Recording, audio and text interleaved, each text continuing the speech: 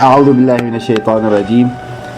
بسم الله الرحمن الرحيم. الحمد لله رب العالمين، والصلاة والسلام على سيد الأنبياء والمرسلين أبي القاسم محمد وعلى آل بيته الطيبين الطاهرين، لا سيما بقية الله في الأرضين.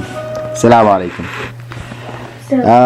So today we are in the fourth talk, and I'll just go through a quick review through what we had last time. So remember, we were talking about the hayy, the living, and the living criteria in the material world. Do you remember what were they? How do we decide something is alive or dead? Usually in this material world. Growing. They grow. So excellent. So they were growing, feeding, reproducing, and feeling, moving. And remember, we said that these are basically the criteria for the material world, which does not fit with God subhanahu wa ta'ala. So the real living criteria, we gave the example of this desert, and somebody who doesn't have a mind, he cannot reach the oasis. And if somebody who's crippled also will have real difficulty in reaching the oasis. And both of them, they may add with being dead, the only one who can reach, who have the knowledge and ability. So the reality, the definition of hayy, the definition of living, necessitate these two, knowledge and ability. Is there anything about that? I mean, is that clear for everybody? Yes? No? Yes. Yes? Alright. So, the one who was always there, living before the universe, after the universe, if the universe goes and comes, is the only one. So place and time will not limit him. And he has the knowledge, he has the ability, and because he's always there, he always have this knowledge, always have this ability. It's a permanent association with his presence. And that definitely give him the ability of seeing everything and hearing everything. So he is the only living and the only one. Now all these criteria we need to remember are concerning what and describing what? Describing himself or something else. Or something else in the way of his relation with others. Any question, any answer? I'm waiting for you guys. What do you think? These criteria, are we describing him Almighty, or we are describing what he does with others? Describing him, himself, or what he does with others? What he does with him. What do you think? With others. Why with others? Because, like, he's hearing us, he's seeing us, so it's in relation to us. Right, but I didn't say he's hearing us. He's hearing and he's seeing. Oh. Sorry, this somebody playing with the computer again. The computer is playing really. Sorry, I just I'm minimizing it. resume slideshow. Yeah. Okay. So really, these criteria, he has no limitation by time or place. He has all the knowledge, all the ability, all the hearing, all the seeing. We are describing him. So remember, Allah has blew into us from his spirit.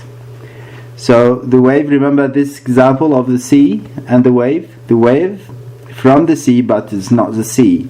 It has the characteristic of the sea, but it has lots of limitation. So we want to understand what's the relation between the sea and the wave, the ocean and the wave. And how do we understand that? If you remember, we said, sorry, my computer is really... Remember, in the material world is full with darkness. There is no closeness between things. Even if they are very close, they don't feel each other, but there are lots of potential for them to change to something else. And that potential can be activated or reach to its goal by having the knowledge and the ability. And this is what Allah is giving us. So why? Remember when we said for people to be dead, if they are so much engaged in the material, if they spend all their life in collecting all these things, having the game and fun and entertainment, and all these are the fun things in this life, and this life has an end like the wave, and if everything is to the wave, it will disappear, and really those who concentrate on this are actively dead. So we don't want to associate with this, and that's why the Prophet ﷺ told us, إِيَّاكُمْ وَمُجَالَسَةِ الْمَوْتَى, I warn you from sitting, socializing with dead people. And they said, who are they? He said, those every rich who loves living in luxury, which means spending all his time trying to have fun in this material life. So what Allah loves then is who can be close to Him. The only one is the one who gain knowledge and gain capability. I didn't see much of your writing, so I don't know what's your understanding of capability. How can you collect capability? So you have the knowledge, but really you need to apply it and to practice it. That's the only way to get these capabilities, inshallah, and to be alive. That's where we reached last time, and our weekly questions were connecting two verses which I gave you to see what you think about it. I'm still waiting for that. And what's your plan in these 3 months to activate yourself, to activate your potentials, to transfer what's left dead? I'm sure you are all alive, but I'm sure you have some dead part of you that we need it to be activated to raise up in our way to Subhanahu wa Ta'ala. So today we will discuss the other description of Allah. Remember we said Allahu la ilaha illa huwa al-hayy al-qayyum. So today we are talking about al-qayyum, the self-subsisting. I'll give you first this example. A farmer challenge. There's this gentleman who loves his veggie garden. This is a home veggie garden, but you can see actually he did a lot in it.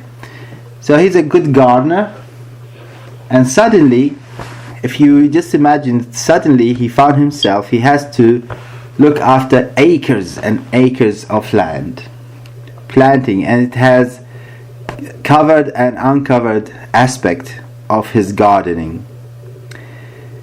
Now the question is, can he do that?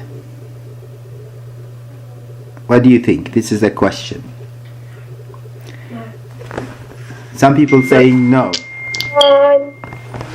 Maybe. It is possible, yes. It is possible, but there will be, if he cannot, what would prevent him? His ability. Right. So first is knowledge. Probably he doesn't know how to do it, how to look after that. And then you can say, well, he can ask Google and he can have all the answers and all the directions. But then what's next? In this ability. Right. Can he do it? I mean, it's different between I know and I can do. So really what limits him from going to the next step is, even if he studied and know, he may not be able to do it because he never practiced that. So we need to practice it. We have the knowledge and ability to do it. Sorry, go ahead. I don't know, somebody talked, but I'll give you the second example of two animal family. Well, simply they are hens. Oh. So which family has higher chance of survival? The first family is this hen with her children. Unfortunately, in the second example, the fox has killed the mother. Which one has higher chance of survival, and why? The fox. The fox one? No. Because of the fox itself. No, I'm not talking about the fox. Whoever answered that. I'm talking about the chicken family. So what? So these are two families. I'll explain it again. The first family still have their mother with them. The second family, they don't have a mother. They are just small chicks. People don't have mothers? Say that again, Muhammad. He said the people, the chickens with the mother, With the mother. Why? because she defends them and looks after them. And Right. So there is somebody still looking after them to grow up, while the second one, they don't. So I want you to keep these things in your mind. The first example gave us, for us to look after a big thing, we need knowledge and ability, and then for these small things to keep living, they need somebody to continue to care for them. Now, so what was it required for these things to continue, for changing from small farm to big farm? What's required? We said ability and knowledge. Good. Right. If you for example, if we can imagine that Ibrahim is a dairy owner, and for some reason he's a good man and everybody like to talk about him, and suddenly he is so famous, they decided to elect him to be as the prime minister for 3 countries, let's example. What would be the difficulty for Ibrahim to do that? He doesn't have knowledge. He has no knowledge. And probably more important than that, he never been a politician before. There are so much abilities need to learn to be as mean as a politician, right? And raising up an offspring, what's required for that?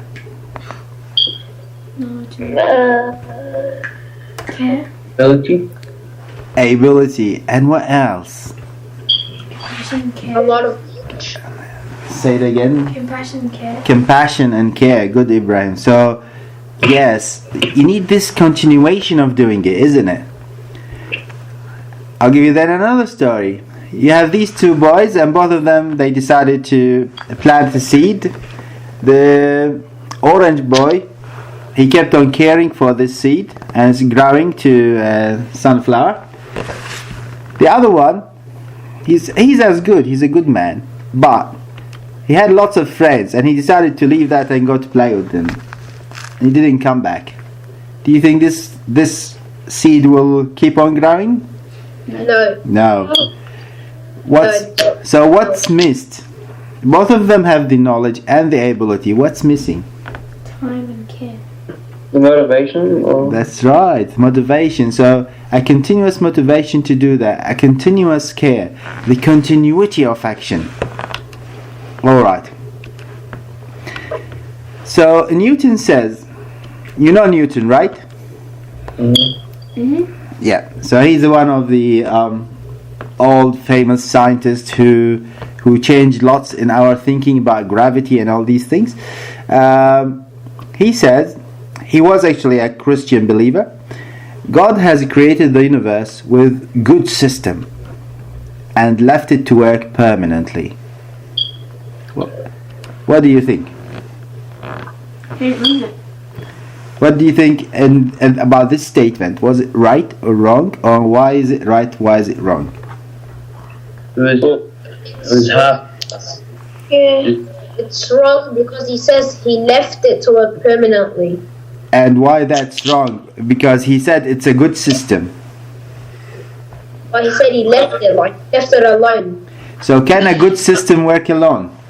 No. Yasser, yes. I think Newton meant by left it to work permanently.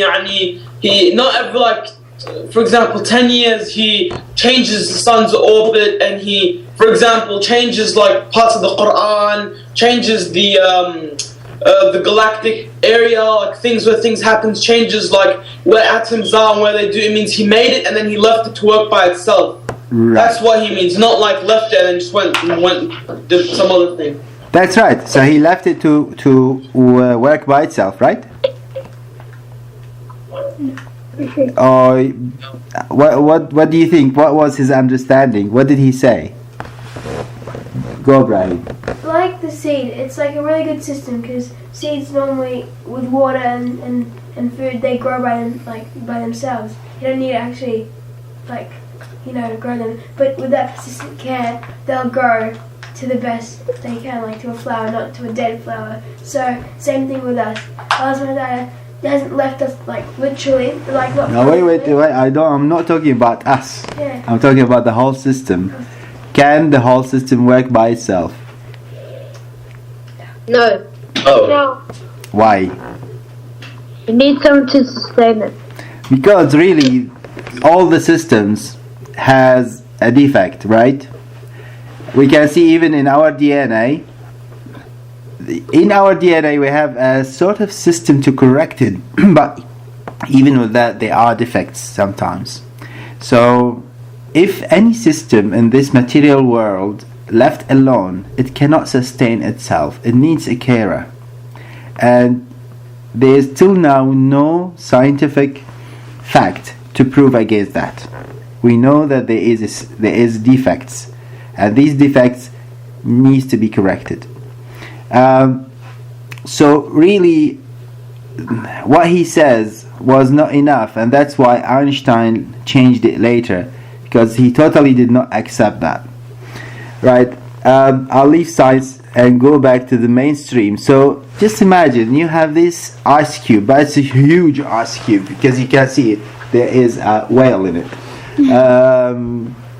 And let's imagine suddenly you have sea by itself all in all got frozen. Now what sustains these things in their place?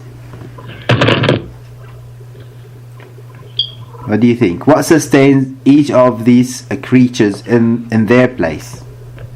The solid ice. The what? Solid ice. The solid ice. Good.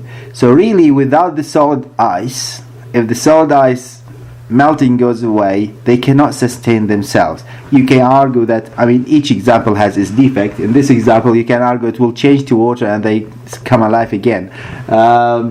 But if we imagine that it won't change to water, it will melt away directly to vapor, they cannot sustain themselves. And then if we talk about positions, they cannot sustain their position.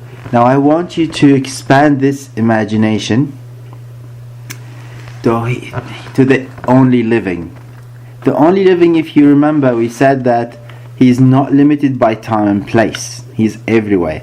He has so everything is in position, kept in position and functioning because he is there doing it for them. And because he has the knowledge and ability, he can do that permanently. And that's why part of his knowledge and ability is hearing and seeing and all these criteria. But as we said, all these criteria are describing him. Now if we want, what his relation to his creatures? So what are the criteria to describe his relation to his creation? Which means, what does qayyum literally mean? Now qayyum in Arabic language came from the verb qama, and qama means stood up. Now does Allah needs to stand up? Not really. So what does it mean then? What does qama mean? What does stand up mean? If we go back to this example, the difference between the two, one was standing up for his plant, the other left it. One is caring for his plant and kept it going, the other left it. If we go here, without their mother they cannot sustain, so they need this somebody who always caring for them to go up. If we go back to the universe, the qayyum, although he's self-subsistent for himself, but also, and we said to do that he should be alive. because otherwise, like the hen, if it goes away and it's not living, cannot do that. So all the criteria in the word Hayy, the living, it's criteria describing Allah Himself. But when we come to what He does to His creation, it comes to Al-Qayyum, because He created, He sustained, He cares, and many of His criteria. He's the one who gives us food, He's the one who's merciful. All these are the criteria comes from Qayyum. And remember, He gave us life, and we have some of these criteria. So the question is, what are we Qayyum on? What are we responsible for? I just give you one thing. These cells inside us, who actually sustained them? If we die, can they sustain themselves? So the reality, we are the Qayyum for every cell in our body.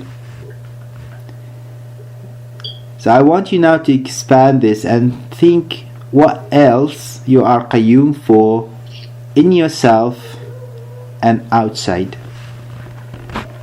So the weekly exercise will be, each one of us needs to think and give us a list of what he or she is Qayyum on, and what do we and how do we sustain that. Please think deeply about this. Really, you need to think of everything around you and in you. What are the things that if your care disappear from them, they will vanish, or at least they will not do well. And the second, with this will come responsibilities. So what are the responsibilities of you as a Qayyum, and what you are going to list for it. The last thing, and please do that, it's a practical Al-Qayyum. Choose something to be Qayyum on, like a plant, a pet, if your family allow you. And this is your practice for these 3 weeks. I really want you to send me photos for that. You may feel this is like, some of you may feel this is a children thing, but really it's not. I mean, if you can enlarge it as much as you can. But the only way for us to feel Qayyum is to be responsible for something alive. And please do it, because it has lots and lots of benefit in doing that. Inshallah. Sallu ala Muhammad wa ali Muhammad. اللهم صل على Any